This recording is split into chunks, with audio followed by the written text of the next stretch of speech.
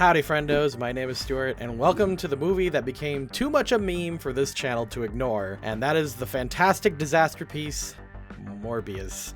Now I said very vocally in my Venom 2 video, which you can all look at over here, that Sony should feel bad about this movie, and that I swore not to cover it.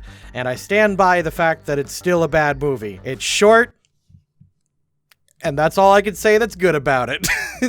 And much like Sony on their second time round in the movie theaters, here I am posting this video, hoping that the memes will carry it and that I will make some money off of this. So in order to pay my staff's therapy bills for having to deal with this stupid fucking movie, you're welcome internet. Please click on those like and subscribe buttons, or otherwise, we tortured ourselves over nothing. Morbius himself has been set to appear in a movie for a very long time. There were talks at one point of him joining the Blade movies, but he was then cut out from the very first movie as a stinger. Also, a solo movie fell through, and Sony eventually decided to put the living vampire in the same universe as Venom. The film kept getting pushed back further and further until it finally became this huge giant meme, and then for whatever reason, Sony thought that the memes would equal money and put out the film again, and here we are in a giant circle. So, Dr. Michael Morbius is a prodigy suffering from a debilitating condition that weakens his body, and he regularly needs transfusions to live. At the age of 10, Morbius gains a surrogate brother, Lucian, and together they bond over their blood illness and their desire to be normal. As an adult, Morbius managed to create a synthetic blood with spliced genes from vampire bats that cures his disease, but has the unfortunate side effect of transforming him into a blood-hungry vampire. That's kind of the whole movie. It's a pretty basic origin story from a well-meaning scientist. Weirdly enough though, since Morbius is obsessed with curing his weird blood disease not only for himself, but for his brother and everyone else with the disease, but he's willing to do shady and illegal things to do it,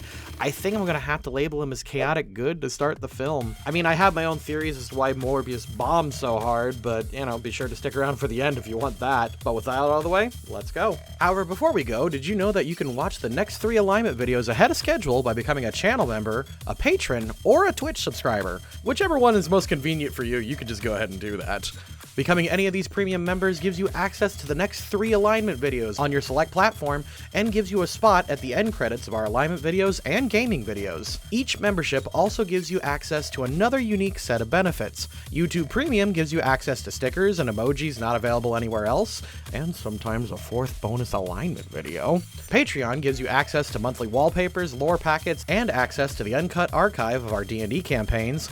And Twitch gives you access to a different set of emote stickers and access to our entire streaming library. If you're especially ambitious and want to collect all 3 Infinity Stones of the Loading Crew, this gives you access to a special title in our Discord. It's mostly bragging rights, but hey, you're better than everyone else. Check any of the links in the description to gain access and help support the channel.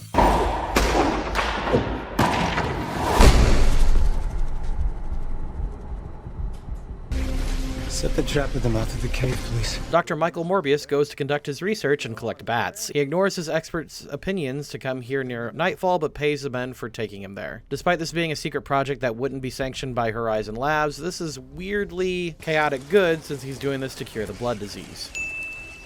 Please step forward to acknowledge the receipt of your prize from His Majesty, the King of Sweden. Morbius publicly denies a Nobel Prize for his work on artificial blood. Despite the money for his research or the dozens of lives he saved, he declares he doesn't want accolades for a failed experiment, chaotic neutral. Maybe this will jog your memory. I wouldn't go in there if I were you.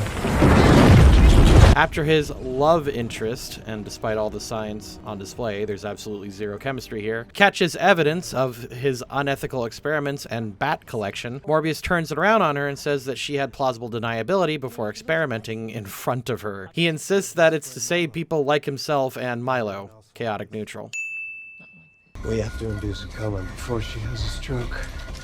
100 milligrams of propofol. Oh look, he's trying to save a life by buying time via medical coma. And goodbye this subplot for the entire rest of the movie. Lawful good.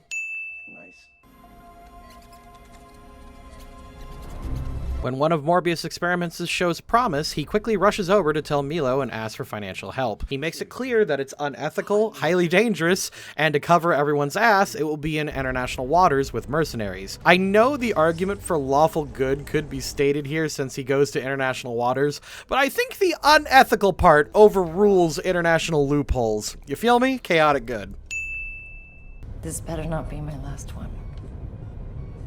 I know this is painful, but you got it. Deep in international waters, Morbius believes he's found the perfect formula and decides to test it on himself. At the very least, he is taking precautions and strapping himself. Of course, things go horribly wrong from here. Lawful good.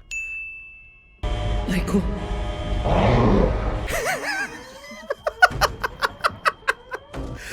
That's the sound? That's what they went with! What the hell? Now transformed into a vampire through the powers of science, Michael goes full Morb and begins killing all the guards. This is going more on instinct and hunger, so weirdly enough, I know I have not let this slide before, but this is chaotic neutral since he literally could not control it this time.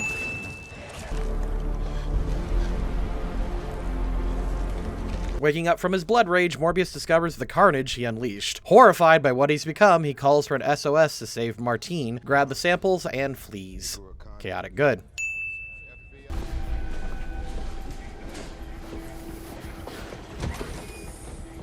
Returning to the mainland, Morbius checks on Martin before beginning to study himself. He quickly discovers his need to feed on blood, using artificial blood as opposed to the readily available regular blood. And after gathering as much information as he could, he swears to never let himself lose control. True neutral. Blood. When Milo finds him and sees he's cured, his brother demands the cure. Morbius, not wanting Milo to suffer as he has, tells him to get out and says that it's a curse. Bear in mind, Morbius isn't really studying to improve the cure he has or fix himself, he's just kind of morbing around at the speed of sound, unaware Milo took something. True neutral. Looks like all the blood was drained from her body. When Morbius discovers a woman at the labs was attacked, he immediately suspects it's himself. He quickly gathers blood and rushes away, only to be stopped by the police, who have questions. Eventually, asked to come down to the station for more, Morbius says, "Fuck the police," and tries to run. This somehow fails. God, Morbius, just terrible at this. Neutral evil. It's worse than I first thought. At this rate, artificial blood will stop working in a matter of days. In prison, Morbius realizes he's building a tolerance to the artificial blood, but faster than he anticipated. When he's questioned by police, Morbius admits in the most cryptic, roundabout way that he doesn't know before he asks the cops to give him more blood from his bag. Chaotic neutral. If I'm in here, then nobody else dies. Visited by Milo, Morbius admits he's willing to stay and die. However, when he sees a bag of blood left out for him and Milo's cane was left, Morbius deduces the truth. Drinking up, he escapes prison to find Milo, now turned into a science pyre like him. Chaotic neutral. All our lives, we've lived with death hanging over us. Tracking down Milo, Morbius begs his brother not to go down the dark path. When Milo shows no signs of regret, Morbius swears he'll find a way to reverse the transformation before getting knocked around. With no way to beat Milo, Morbius uses his experience and knowledge to escape him. Chaotic good. Hey, stranger. Michael.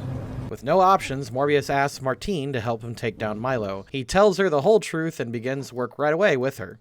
Neutral good. Michael. Okay, I know that look. You're up to something. Before he begins, Morbius spots illegal money printers. Morbius follows them, steals Emmett's blood, and then he goes back to the lab, demands their things, and proceeds to break one of the guy's hands. Chaotic evil.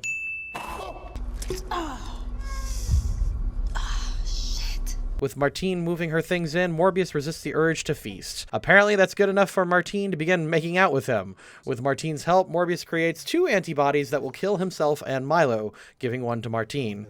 Chaotic good.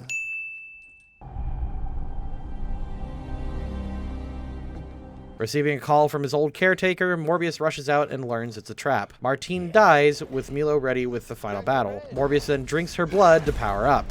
Chaotic neutral. Michael, nothing! No one to hold us back! Morbius and Milo fight, with Milo's strength giving him the edge. However, using maximum more bullshit energy, Morbius summons an army of bats? Okay. He then kills Milo. What is this movie? Chaotic good? With no one left to tie him down, Morbius morbs away, a fugitive of the law. And Martine has morbed too for some reason. Chaotic neutral.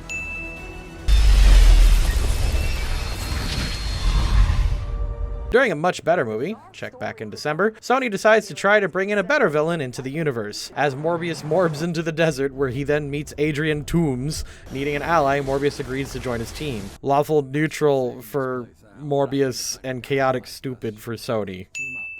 So this was a stupid movie, and everyone can agree to that. It's not like there's really any redeeming qualities. This is just a bad, dumb movie. Like, Andrew Garfield did a good job in Spider-Man and Spider-Man 2, but that doesn't make those movies better. It's just you got a good actor with something that doesn't work for him. But why is Morbius so bad, and not even in a cheesy way? I mean, it kind of worked for Venom, but I think what's happening here is that the acting and the story kind of fit each other like well enough. If you look at Venom and Eddie Brock, Eddie is trying to expose a lot of underhanded crimes in both of his movies, eventually becoming a lethal predator with a symbiote. He bounces off well with the cast of characters, and they're all fairly fun. Overall, Eddie is a good guy who makes questionable decisions while he's trying to rein in Venom. He's bad, and the movie acknowledges that he's bad, but he's also good. What about Morbius, though? Morbius is trying to cure himself and others with his condition, before eventually trying to cure his vampirism. Except not really. Morbius says he's going to, but we mostly just see him sulking and being sexy. Despite there being a lot of characters to bounce off of, Morbius shows he's too indecisive until the plot literally is shoved in his face, and even then, his characterization doesn't make a lot of sense. Is he a tortured soul trying to keep the beast within? Is he a brilliant genius turned monster? Is he a victim of his own hubris? Yeah. Morbius had the potential to be compelling, but it's just a boring movie. Like, the only redeeming factor is how much of a meme it's been, because cape shit hero movies has just become kind of formula, and we can all just kind of make up and pretend that we saw this. I don't know. Do you think this movie actually deserves a second chance? Or are you eagerly awaiting the Morbius Venom team up? Or do you want to watch Kraven the Hunter? I forgot that was a thing that's coming out, apparently. Check back in December. Or, you know what? Subscribe. I've got no outro.